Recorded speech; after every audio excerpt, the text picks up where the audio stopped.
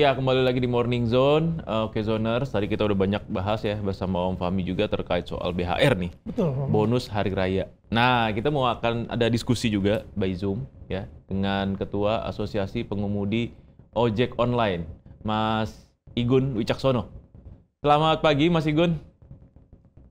Selamat pagi. Wah, luar biasa. Gimana kondisi Mas? Sehat, Mas?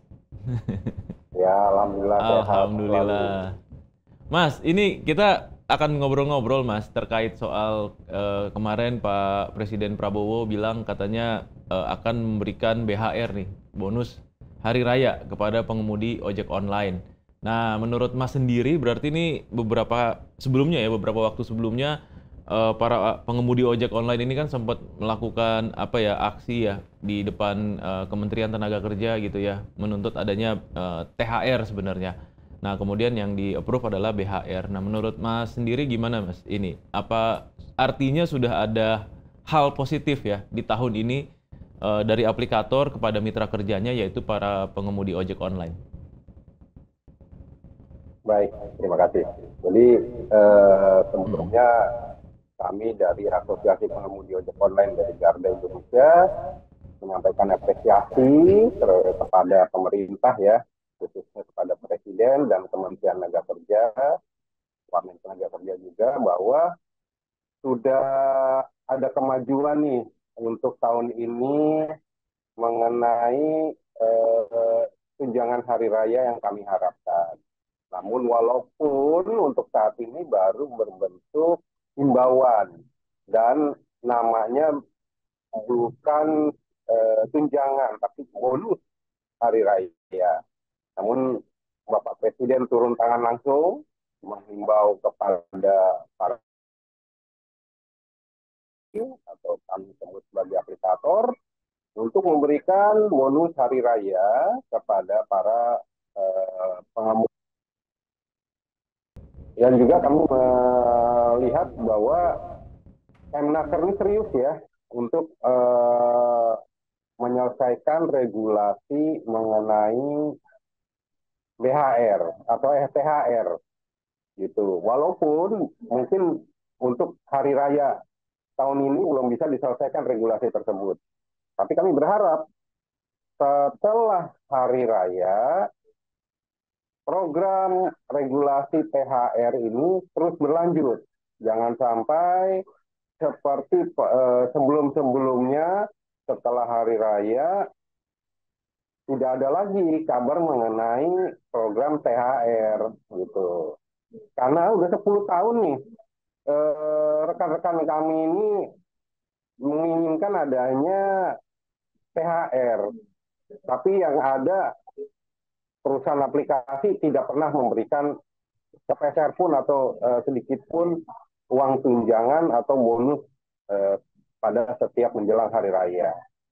Nah, dan juga dari pihak pemerintah sebelum-sebelumnya itu hanya menyampaikan himbauan-himbauan pada tingkat kementerian agar memberikan bonus hari raya atau tunjangan hari raya. Tapi tidak pernah ada dilaksanakan oleh perusahaan aplikasi. Nah, untuk tahun ini kami melihat ada kemajuan. Teman-teman kami juga sudah mendapatkan notifikasi bahwa akan diberikan bentuk bonus hari raya. Ada yang menyebut tali asi hari raya atau THR, ada yang menyebut sebagai bonus hari raya. Nah, memang Kementerian juga mengeluarkan surat edaran mengenai BHR online tahun 2025. Nah, ini suatu kemajuan. Kami melihatnya suatu kemajuan yang memang ditunggu oleh rekan-rekan pengemudi online. Demikian. Sarannya kan 20% Mas ya, dari pendapatan mitra. Itu sesuai ekspektasi atau gimana, Mas? Ya, SE Kemnaker mengenai BHR ini kan memang menyebutkan bahwa nilainya adalah 20% dari pendapatan mitra apabila mitra ini sudah bergabung di satu aplikasi selama minimal 1 tahun dan aktif. Nah, kalau belum 1 tahun dia akan dihitung secara proporsional dan dilihat juga keaktifannya gitu. Nah, kalau besarannya mengenai 20% ini ya untuk saat ini kami menerima angka 20% tersebut. Karena memang eh, yang kami harapkan nanti ke depannya pada saat sudah adanya regulasi mengenai THR, angka itu bukan 20%, tapi seperti UMP. Maksudnya UMP itu begini. Pada THR UMP itu kan minimal 80% atau sampai 100% dari upah si pekerja. Nah, kalau ini kan mungkin untuk pertama kalinya pihak perusahaan aplikasi harus memberikan BHR atau THR ini. Jadi angka 20% terlebih dahulu yang disampaikan dan teman-teman kami sejauh ini masih tidak ada keberatan, artinya menerima angka 20% tersebut. Apa nanti di tahun-tahun ke depan akan seperti ini angkanya atau mungkin ada tuntutan yang lebih dari ini, Bang? Ya, ya, baik. Kami berharap 100% dari keaktifan rekan-rekan kami, gitu. Iya. Minimal 80%-nya. Oh, minimal 80% ya. Jadi gini, kita melihat patokannya seperti UMP aja, upah minimum provinsi, gitu. Setiap THR itu akan mendapatkan 80% atau 100% dari gaji dia atau UMP dia. Iya. Nah, tetapi ini kan ada perbedaan di masing-masing aplikator ya, Om Ham ya. Betul. Jadi masing-masing aplikator itu punya regulasi mereka sendiri itu terkait soal jumlah besaran yang menerima itu minimal berapa, ya kan, baru bisa menerima gitu kan. Pendapatannya berapa? Pendapatannya berapa gitu, Bang. Nah ini gimana, Bang? Apakah nanti ke depannya akan disamaragam, semuanya disamakan atau gimana? Ya, kalau sudah masuk ke bentuk regulasi udah pasti akan sama ya? Yang mengatur adalah pemerintah, harus sama semua, ya kan? Nah, kita berharap dalam regulasi juga ada bentuk sanksi. Sehingga apabila perusahaan aplikasi ini tidak bisa mengikuti regulasi yang telah dibuat oleh pemerintah, ada suatu sanksi yang diberikan oleh pemerintah bagi para pelanggarnya, gitu. Kalau untuk saat ini, karena bentuknya masih surat edaran, jadi masing-masing perusahaan aplikasi mensyaratkan masing-masing sendiri, gitu. Jadi berbeda-beda nih. Salah satu contoh, ada notifikasi yang masuk ke rekan-rekan kami adalah minimal sebulan itu harus menyelesaikan 250 penyelesaian order. Iya. Lalu bekerja 9 jam per hari. Beretika baik. Tidak pernah mendapat laporan tidak baik. Gitu. Iya. Nah, itu salah satu syarat dari perusahaan aplikasi. Nah, sedangkan gini, di ojek online yang terjadi saat ini adalah rekan-rekan kami mungkin karena terlalu banyak juga ya pengemudi ojek online, untuk menyelesaikan 10 order per hari itu sangat berat. Kecuali si pengemudi ojol ini menjadi mitra spesialnya si perusahaan aplikasi, gitu. Mitra spesial tuh gini, ada suatu sistem di perusahaan aplikasi, kami juga nggak tahu gimana mereka membaginya. Itu ada ojek online yang menjadi binaan atau yang 100% nurut kepada perusahaan aplikasi. Nah, sedangkan ada pengemudi-pengemudi ojek online yang ya mungkin yang sering melakukan aksi demo atau apa itu protes dan kritis. Nah, untuk yang kelompok ini itu jarang diberikan order penumpang maupun barang. Sehingga untuk menyelesaikan 10 order itu sangat berat mereka. Hmm. Dapat satu, dapat dua per hari, kadang hanya paling banyak itu hanya 5 per hari. Itu dengan jam kerja menunggu order itu melebihi dari jam kerja normal manusia. Jadi hampir mungkin untuk mendapatkan 5 order itu mereka bekerja hampir 24 jam, bisa sampai 18 jam, 20 jam. Iya. Nah, sehingga hal yang kayak gini akhirnya tidak mendapatkan syarat untuk mendapatkan BHR.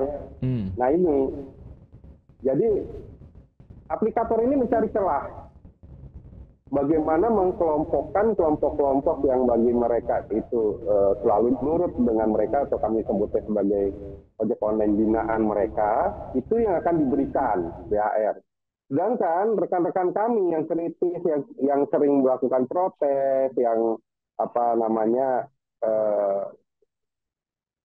sering memberikan masukan yang sekiranya perusahaan aplikasi ini tidak berkenan. Nah itu yang jarang diberikan order, sehingga apa? Mereka berpotensi tidak bisa mendapatkan BHR. Gitu. Nah ini ada ketidakadilan. Semoga Kementerian Tenaga Kerja bisa memonitor hal ini. Dan kami juga membuka posko-posko aduan. Kami juga menyampaikan kepada Kementerian Tenaga Kerja melalui Wamenaker bahwa kami membuka posko aduan apabila terjadi penyimpangan dalam pelaksanaan penyampaian BHR ini. Dan silakan. Satu lagi Mas, itu kan yang dapat BHR itu rencana kan mitra yang aktif Mas ya, sekitar 250.000 mitra yang aktif. Nah itu kan ada 1,1 sampai 5 juta mitra yang pasif. Itu gimana Mas Andi, Mas? Nasib mereka Mas yang pasif ini Mas, apakah dapat atau tidak Mas? Ya. Apa ada kompensasi lain Mas? Disampaikan. Ya, terima kasih. Jadi yang disampaikan pada saat Presiden ini memberikan press conference di sana, perusahaan aplikasi ini menyampaikan kepada Presiden bahwa yang aktif itu hanya 250.000, tidak aktif 1 juta sekian. Itu kebalik. Mitra yang aktif, yang artinya bukan aktif ya, artinya gini. Ini mitra disebutnya yang bekerja paruh waktu atau dan bekerja full jadi ojek online. Yang bekerja full jadi ojek online itu malah lebih banyak, yang jumlahnya 1 juta sekian, gitu. Sedangkan yang part time atau menjadi ojek online itu hanya sekedar untuk mengisi waktu atau dia punya pekerjaan utama yang lain, itu jumlahnya sedikit, yang 250.000, gitu. Sedangkan ojek online yang aslinya, yang bekerja full jadi ojek online itu yang 1.500.000. Nah ini. Jadi perusahaan aplikasi ini menyampaikan hal yang keliru kepada Presiden, sehingga Presiden ikut memberikan penjelasan bahwa terdapat 250.000 mitra yang bekerja penuh sebagai ojek online, namun terdapat juga 1.500.000 yang hanya sebagai bekerja part-time saja di ojek online. Ini merupakan suatu upaya pembohongan dari pihak perusahaan aplikasi agar mereka tidak membayar BHR sesuai jumlah pengemudi ojek online-nya. Nah ini memang sulit dimonitor karena tidak adanya transparansi dari perusahaan aplikator terhadap pemerintah maupun terhadap para pengemudinya, gitu. Jadi ada kekeliruan bagi kami ya. Ini menurut kami, dan memang fakta yang terjadi di lapangan, jumlah yang aktif dan bekerja penuh sebagai ojek online itu jumlahnya lebih banyak, jutaan dibandingkan yang part-time. Gitu.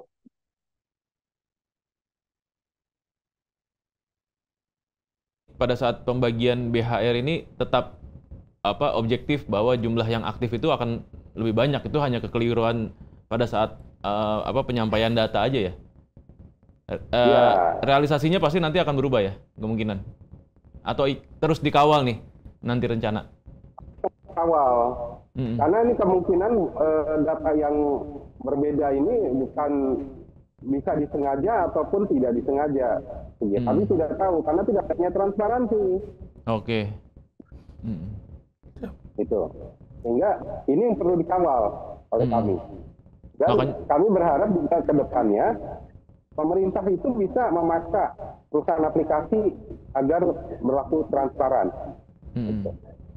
Makanya dibangun posko-posko juga ya, Bang ya, untuk pengaduan ya. Itu di daerah mana aja sih Bang? Kalau di Jakarta misalnya gitu? Posko, ya Jakarta, ya setiap provinsi, bukan setiap ini. Oh setiap ada provinsi. ya? Misalkan, ya ada perwakilan kami setiap provinsi menerima aduan-aduan, silakan untuk menyampaikan ke Jakarta. Oke, siap. Om Fahmi cukup? Cukup. Wah, Om Igun terima kasih banyak ya waktunya, Bang.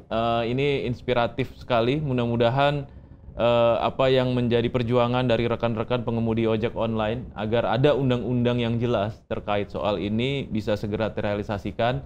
Ya, untuk tahun ini mungkin baru 20%, harapannya di tahun-tahun ke depan bisa 80-100%. Amin. Mudah-mudahan perjuangannya bisa terrealisasi dan berhasil. Terima kasih, Bang Igun. Sehat-sehat terus ya, Bang. Iya, Bang. Iya. Ya, luar biasa ya, Fahmi ya. Intinya ini masih proses dan memang perjuangan ini belum selesai. Harapannya tadi kata Bang Igun pengennya 80-100% lah. Betul, Menteri. Bisa dapat ya, dan mudah-mudahan undang-undangnya bisa segera diketok. Regulasinya betul. Dan ada transparansi juga dari pihak aplikator, jadi sama-sama enak dari kedua belah pihak. Mediasi yang dilakukan pemerintah juga tepat, dan mudah-mudahan ini bisa menjadi suatu hal yang positif ke depannya, ya enggak?